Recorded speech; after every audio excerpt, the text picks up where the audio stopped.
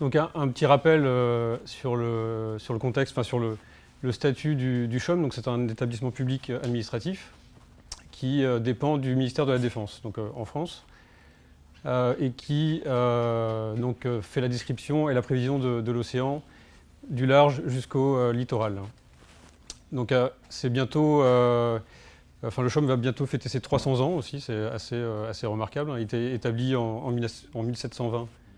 Alors pas avec le même nom, mais avec les mêmes principes. Donc aujourd'hui, c'est 500 personnes, 58 millions d'euros de budget, des antennes à Brest, Paris, Toulouse et Nouméa et Papeete. Alors il y a trois missions principales pour le CHUM, c'est la sécurité de la navigation. Donc ça, je pense que la plupart d'entre vous naviguent ici. Donc vous connaissez les cartes du CHUM, vous connaissez les documents nautiques en général. Donc la surface ou la superficie couverte par le CHUM, c'est quand même 11 millions de kilomètres carrés, donc les eaux françaises et les eaux de responsabilité historique. Donc par exemple en Afrique de l'Ouest, Madagascar ou... alors pour la Nouvelle-Calédonie, c'est un peu particulier. Maintenant, le transfert a été fait vers le gouvernement de Nouvelle-Calédonie, mais le CHUM continue d'assurer en partenariat, donc avec une convention, ce service.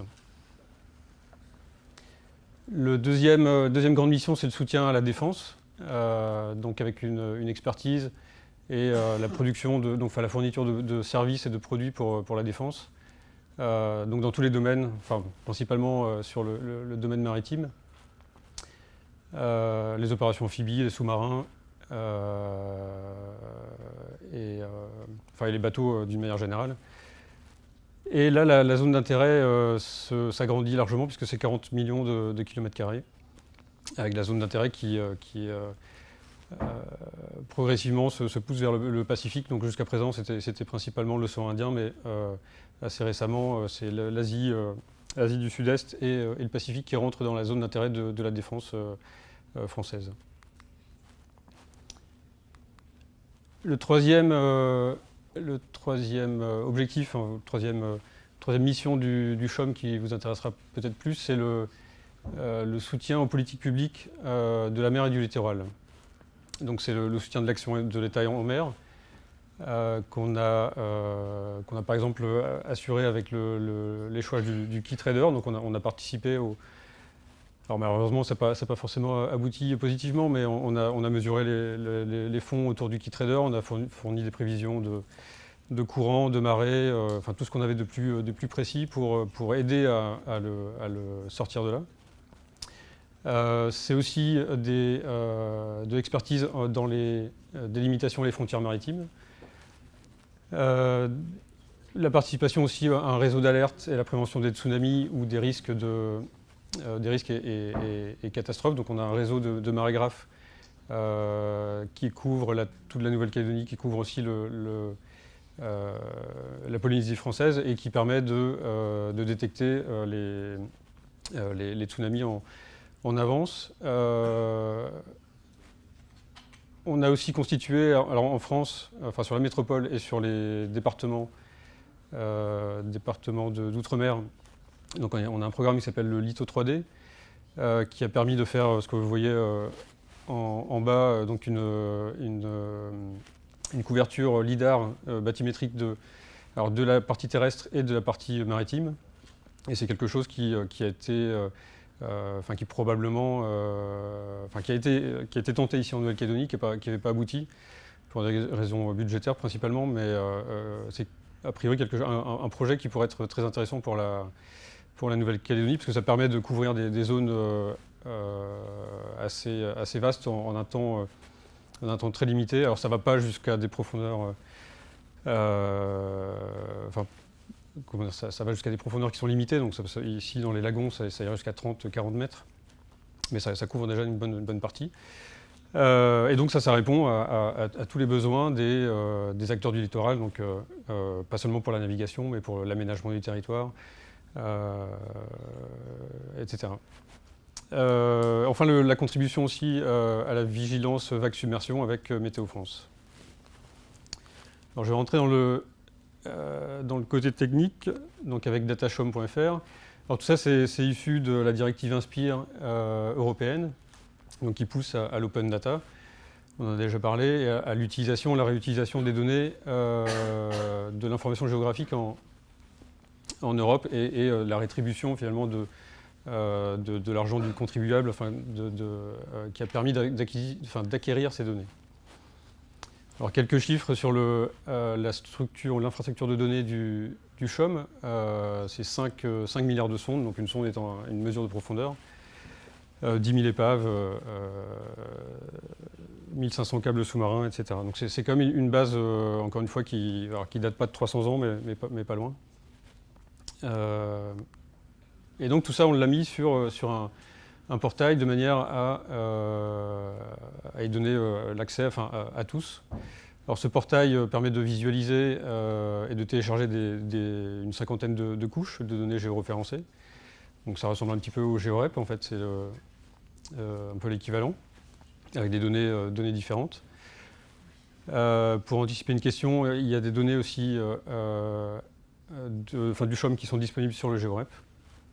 Mais c'est destiné à être plutôt complémentaire. Les thématiques, donc c'est bathymétrie, marée, cartographie, salinité, courant, température, limite maritime, etc.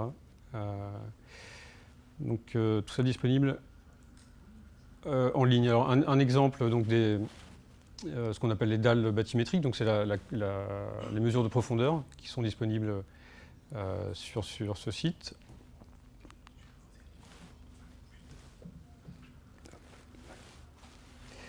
Les limites maritimes aussi qui sont représentées et qui sont disponibles sur le site. Donc ça c'est une information qui concerne beaucoup d'acteurs, hein, y compris l'action de l'État en mer pour les pêches, etc. On en a déjà parlé, le LIDAR bathymétrique, donc qui est disponible, alors pas encore sur la Nouvelle-Calédonie, mais on espère dans les années à venir, mais en Polynésie française, il y a eu quelques projets déjà. Les données de marée, donc de surcote également, donc la surcote étant l'influence de la pression atmosphérique ou de la météo sur la marée astronomique. Donc c'est avec ça qu'on peut éventuellement repérer des tsunamis ou des événements climatiques un peu particuliers. Et finalement quasiment toutes les informations de nos bases de données. Alors, il existe aussi des outils sur ce portail, donc là c'est plutôt pour les techniciens, il est possible de télécharger, de récupérer les flux, donc des web services, des services un peu plus élaborés, donc de prédiction de marée, de changement de référence, de création de modèles numériques, de cartographie collaborative, et également de remontée d'informations nautiques. Donc je vais rentrer dans le détail de celle-là. Donc remontée d'informations nautiques, c'est par exemple signaler un danger n'importe qui en fait peut signaler un danger qu'il aurait repéré sur l'eau, et ce qui permet après de le rediffuser à tous, donc via les produits habituels du CHOM. Donc vous pouvez sur le site, si vous voyez qu'une balise n'est pas en place, que vous avez, avec votre sondeur, repéré un récif qui n'était pas cartographié, etc., vous pouvez le signaler. Donc ça, c'est un peu on n'est pas encore dans la cartographie ou dans l'acquisition collaborative, mais on y arrive. Mais là, c'est vraiment pour signaler les dangers. Les outils donc, de web service. Bon, je ne vais pas rentrer dans... Bon, c'est assez classique, hein, raster, vecteur, image.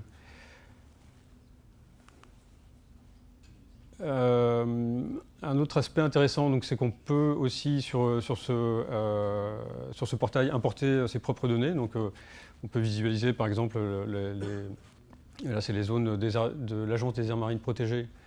On peut alors je pense quasiment tous les web services sont, dans le bon format, peuvent être intégrés à sur le portail. On peut aussi créer des cartes en mode collaboratif, c'est-à-dire qu'on peut partager, sur le portail, créer sa propre carte, rajouter ses informations, des surfaces, des points, des textes, etc. et la partager avec d'autres participants donc, en ligne. Alors il y a un chat collaboratif et on peut probablement les enregistrer et les archiver. Donc ça, a priori, cette partie-là nécessite d'enregistrer ou de se connecter, d'avoir un mot de passe, un login mot de passe, mais tout le reste se fait sans s'enregistrer. Alors là, j'ai parlé du portail donc data.chom.fr qui est plus pour les professionnels et qui a un côté technique. J'en profite aussi pour parler du site, de ce qu'on appelle diffusion.chom.fr qui permet de diffuser les produits et les services du CHOM et qui est destiné plus au grand public et à la fourniture des produits de référence ou des produits réglementaires. Alors ça va un peu plus loin que ça, mais principalement c'est la boutique en ligne du CHOM. Sur ce site, donc, on retrouve tous les produits numériques, les services, les besoins d'expertise aussi ou de prestations particulières peuvent être déclenchés ou demandés sur ce site. Donc ça a vocation aussi à faciliter l'accès des produits et des services. Nous, ça nous permet d'automatiser aussi le processus de vente et de vendre en ligne. Donc c'est encore une fois un portail unique avec tous les produits du CHOM. Donc on retrouve les horaires de marée, les groupes d'avis aux navigateurs, les catalogues, les cartes numériques, papier aussi qui peuvent être commandés en ligne. Et je crois que c'est ma dernière diapo. Assez récemment, donc on a mis toutes les archives des cartes marines anciennes et voire même ce qu'on appelle les minutes hydrographiques. Ce sont les informations qui ont permis de créer les cartes et qui sont plutôt des documents de travail, mais qui ont été quasi toutes mises en ligne et qui sont accessibles gratuitement.